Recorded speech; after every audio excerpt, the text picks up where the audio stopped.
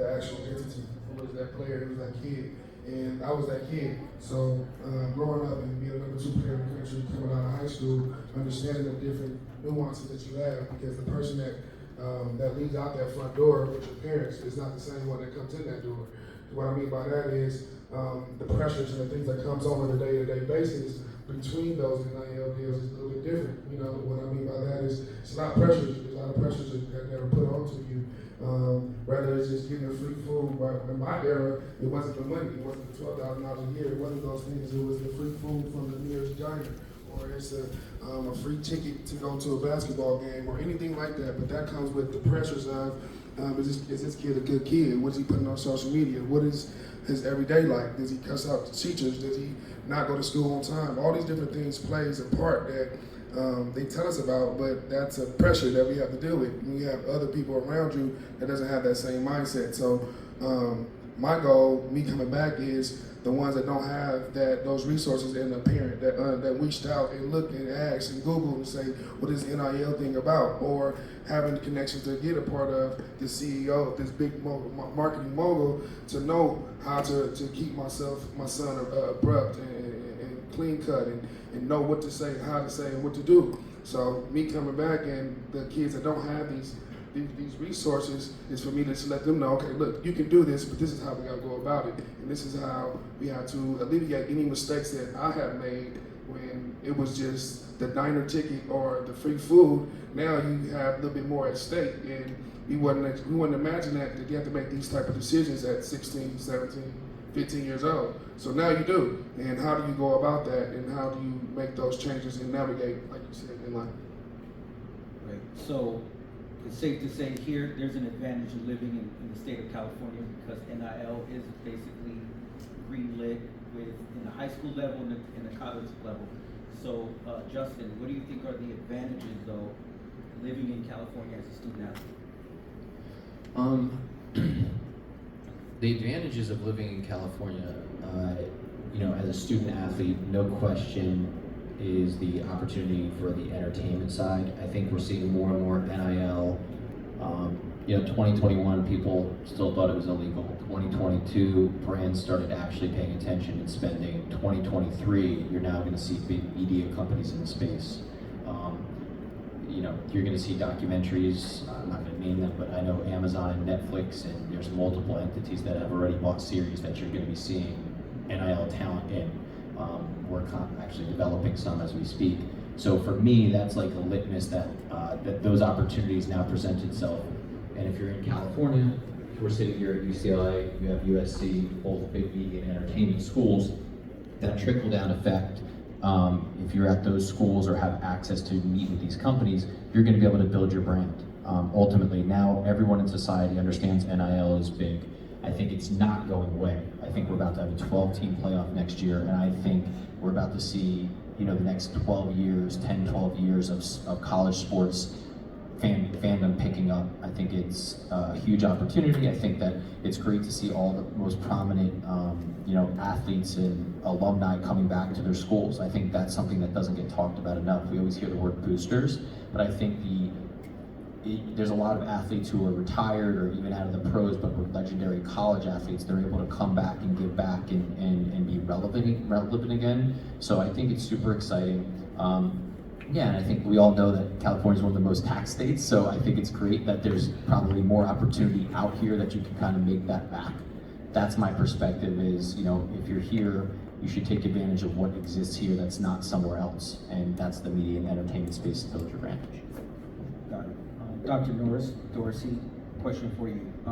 In your perspective on the business side of the NIL, how important is it for parents to learn about NIL? I know you touched on having contracts, but you, like Eric Nelson said, you have to have a team around you of lawyers, financial planners, contract negotiators. What else is needed? That's a good question. Just in doing some research, I got a lot of friends who has a lot of kids who are at universities and they're in the NIL. And so what I found out is that it's a tiered system. Obviously the top athlete of the school makes the most money. Then there's the athlete that plays a lot, they come in second. Then there's the athlete that gets on the field, probably plays a quarter of the time, they come in third. And then there's the athlete that don't play at all, that's on the team, they get the bottom of the barrel. And so because it's a tiered system, obviously some players are gonna make more than the others, and the parents have to understand where their kid falls into that tier, right? And they have to plan accordingly. And setting up a foundation, setting up an LLC, putting yourself, incorporating your name, putting yourself in business is a part of the parents' learning and the young person's learning. When you start adulting and you start understanding that, parents have been paying rent, okay, it's time for you to help out, then that money, that expense that you have becomes more important, and you don't want to get taxed at an enormous rate because you make a lot of money as a young person. You rather, defer some of that taxes, allow you to build up a nest egg, and that's what the parents got to understand. It's not that you want to take from the kid and all of a sudden you got money and everything. No, that's a kid's money. Don't touch it. It's like the Gary Coleman rule. That's why the Coogan law became in effect. Gary earned that money, not the parents. And so as a parent, you have to understand the responsibility to help your seed protect that money, and so you don't get taxed. So I think a lot of the business side of it is a two-way street. The parents and the young person, the young adult, has to understand that if they're going to be a breadwinner, they have to know certain things in life and certain responsibilities and certain ways to protect their money. One parent that I talked to in particular had their person start a retirement account. So they got the NIL money, and instead of just spending it, they then deferred it, put it into a retirement account. That account makes compound interest, so they can maximize the money to put into the account each year. And so when it's time to retire, and by the way, I just recently retired. And when it's time to retire, you got $1.5 million, $2 million. You have a question? Yeah, you just kind of piggyback on that, right? Gentleman Justin said, hey, he went to go talk to an attorney to learn about some of the NIL things for high school. Mr. Nelson said he kind of put a team around his son. You just mentioned, hey, he didn't talk to his son about that, early on. What are some of the things you think we can do or teach some of the athletes early on about some of these opportunities? Is it, finance classes in high school or extracurricular? Hey, instead of taking extracurricular, football class, hey, we got Saturday, Sunday finance class. So how do you think we can institutionalize and actually operationalize some of those knowledge points for students? I'll take the first part of the question.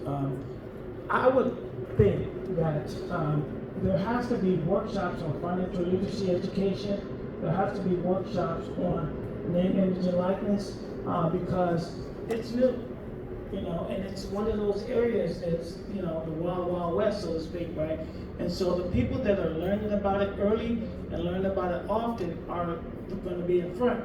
And so as teachers or as parents, you got to learn about it. And so I just asked 3 or 4 of my parent friends that have young people in college, and every system, every college is different, right? So they have a different NIL rule for each college. Notre Dame is different from Virginia. Virginia is different from UCLA, USC. So you have to learn what each system allows. That way you're better educated as far as the taxes. And that's all, and I'll add if anybody else wants to add something. Yeah, I think it's, you only know what you know. So this whole NIL, it's constantly moving and evolving. I think what it is today, it's not going to be the same next year. And so I think, continuously educating, but I can just speak for my son. He's a student athlete, right? And so like his first semester of college dean's list, that's what I want him to do, right? He had a surgery in January, he's healing, he's learning playbooks and those types of things. And so the trickle down effect for him as an 18-year-old, I don't want to crush this kid, right? And so my job is to get an accountant, eliminating tax liabilities and those types of things, protecting him from that, get a marketing team. And now I run everything. So I'm, his dad, but I'm also his manager, I'm his protector, I'm his father, I'm his friend, I'm all these different things. And so I give it to him. I weed through all this stuff, and then I present to him, hey buddy, look, we got this deal, this is this, boom, boom, boom, boom, boom. And so, and then, because ultimately he's the business. He's the business. He's the boss, right? We all work for we him. all work for him. You know what I mean? I don't know what happened. All of a sudden, my Eric, 18-year-old son is, I'm working for him now. I'm like, wait, what's going on here? Like, what's going on? But, you know, I'm working for him because he's still chasing his dreams. Why? NIL's not the money. He doesn't care about NIL. He doesn't care about the money. His goal was to play in NFL. He would do it for free because when you do what you love, you don't work a day in your life. And so he loves football. He loves ball.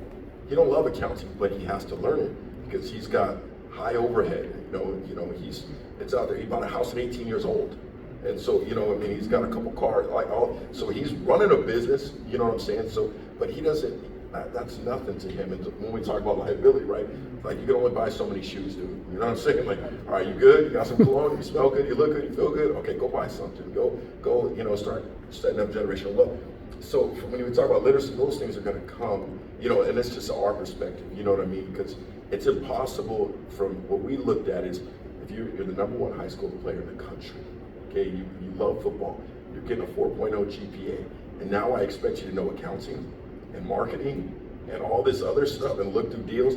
No, so it's like, that's where the team comes in, and that's why you can't do it. It literally takes a village, and when you're building a team, our team, we don't do business, it's family business. And so the people we started with, we're still with.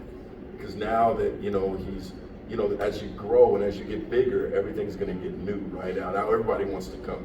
When he was a junior and at Los Alamitos High School, I didn't have some of these people calling me, but now it's like, okay, we're keeping here. We gotta realize. One crazy person called him. Was it? You said one crazy. Yeah, so so I think the team and his knowledge and understanding is going to grow, and you're going to put people in place, and that's our model. You know what I mean? And we got it from really we looked at LeBron James, right? We're in LA. I think LeBron James is the best example when you're talking about building a brand. As a young, I looked at LeBron. Okay, I loved the way his marriage looked. For my son, I said, man, that's what I want for you. I looked at him as a father. I looked at him as a businessman. LeBron, I think, covers all. And so I started looking at his team. It's not rocket science, right? When you just simplify it, it's so complicated. But when you look, it's like LeBron is not just a basketball player. He's the biggest superstar in the world. You look at his team, whether it's Mav, whether it's Rich, whether it's all these. And so we're blessed to live in LA, and see and kind of get a close look. LeBron ain't doing that. LeBron is he's the face, but he's got people around him that allow him to be the best basketball player in the world. And so I think, kids need to know enough to be dangerous. They need to grow and they need to learn. And I think that's our job to give it to them. But for me, I think it's impossible to do that. And that's just with my son. You know what I mean? Because I know if he was taking all this stuff and doing all this stuff, he couldn't be who he is. There would be no business. Because now where am I going to train? He's training 6 hours a day. Now, if I take those 6 hours and I say, hey, buddy, I need you to look over this contract. Now, I took 2 hours. I just missed extra work. You know what I mean? So I think the team is important, and that's where it's of the utmost importance, where you got to have people that you trust and you support, because you see people get burned. Perfect, thank you. We spoke about that not all money is good money. Justin, walk through the process of now student athletes can negotiate on behalf of themselves on the school that they end up through the NIL collective, through that process. Sorry, say that one more time. So walk us through the process. Now student athletes can now choose, based off the collective on where they end up, on what they're offering to the student athletes. Well, first off, obviously they can't offer anything formally to them before they go to the schools, but at the same time, what I'm seeing is the collectives and the schools are now allowed to show what kind of resources and support. They can't say this is exactly what it's going to be for you, but they can say, look, we had a comparable player in your position last year, and this is the data to show what that is, right? It's going to be transparent. The leverage, I would say, that the players have is that now they can transfer at any point. So, there is a free